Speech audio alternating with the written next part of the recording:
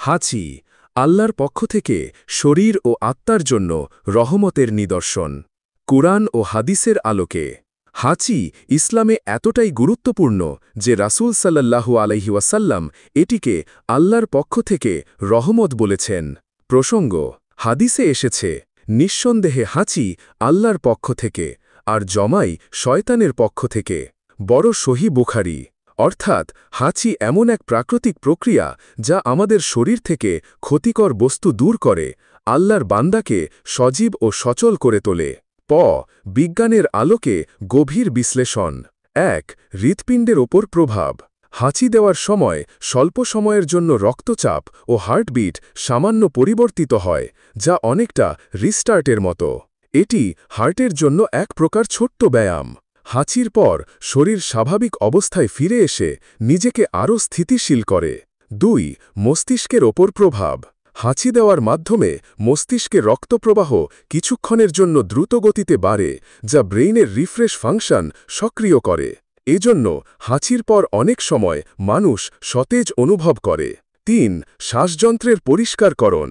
হাঁচি হল নাকের ফিল্টার সিস্টেমের একটি প্রতিক্রিয়া। এটি ধুলো, ভাইরাস, ব্যাকটেরিয়া বের করে দেয়, যেগুলো ফুসফুসে ঢুকলে রোগ হতো। এতে শরীর নিজেই নিজেকে সুরক্ষা দেয়। ৪. ইমিউন সিস্টেমকে সতর্ক করে। হাঁচি শরীরকে সতর্ক সংকেত দেয় যে কোনো বাইরের উপাদান শরীরে প্রবেশের চেষ্টা করছে। ফলে ইমিউন সিস্টেম দ্রুত কাজ শুরু করে। ব্যাস, একটি ছোট্ট হাঁচি, কিন্তু এর পেছনে কত বড় এক নিয়ামত লুকিয়ে আছে।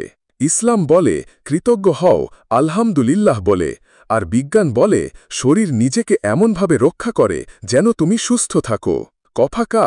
তাই একটুখানি হাঁচিও আমাদের শেখায় আল্লাহ আমাদের শরীর, হৃদয় ও মন তিনটি জায়গাতেই তার রহমতের নিদর্শন রেখেছেন। প্রতিবার হাঁচির পর আলহামদুলিল্লাহ বলা শুধুই একটি শব্দ নয়, এটি একটি বিশ্বাস, বিজ্ঞান ও কৃতজ্ঞতার মিলন। হাঁচি আলহামদুলিল্লাহ, ইসলাম ও বিজ্ঞান, হৃৎপিণ্ড, মস্তিষ্ক, কুরআন and science, gratitude, heart health. হাঁচি আল্লাহর পক্ষ থেকে শরীর ও আত্মার জন্য রহমতের নিদর্শন।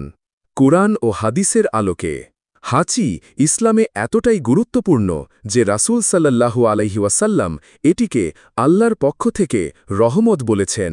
প্রসঙ্গ হাদিসে এসেছে, নিঃসন্দেহে হাঁচি আল্লাহর পক্ষ থেকে আর জমাই শয়তানের পক্ষ থেকে।